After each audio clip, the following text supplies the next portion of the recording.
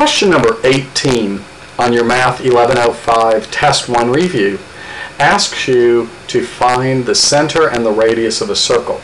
The problem is the way the equation of the circle is expressed is just sort of everything's spread out.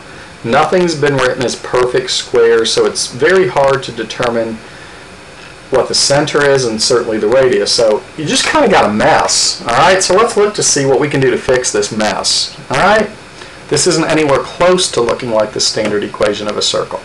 How about we do this? Let's put the x's together in proximity. Let's leave a little space. Let's put the y's together in proximity. Leave a little space. And let's make sure that our only constant right now is alone, which it is. Now here's what we're going to do. We are going to take this expression containing the x and we are going to complete the square. First thing you make sure of is that the leading coefficient is a 1, which it is. In order to come up with that magic number to complete the square, you take half of this coefficient, which is 4. Half of 4 is 2, and 2 squared is 4. Add 4 to this side, which means you're also going to add 4 to this side to balance your equation.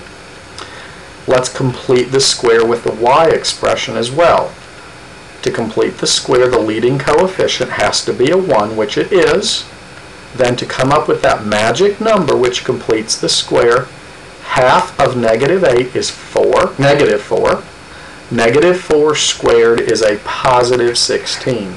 What I add to one side, I add to the other. Now look what happens.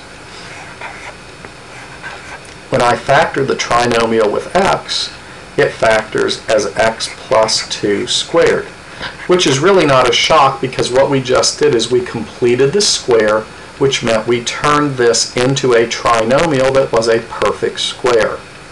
Analogously, we did the same thing with the y, with this expression with the y's in it. So when it factors, we have y minus 4 quantity squared, and when I add the constants together, I get 1. Now this is so cool because now we have basically what looks like the standard equation of a circle. What makes this 0? Well, if x were negative 2, so there's your coordinate of the center, negative 2. What makes this 0? 4, so k is 4. And to find the length of the radius, you take the square root of the constant, and the square root of 1 happens to be 1. So pretty neat. The center of this circle is negative 2, 4, and the radius has length 1. And what we did here is we completed the square. And actually we did it twice. Once to complete the square for x's and once to complete the square for the y.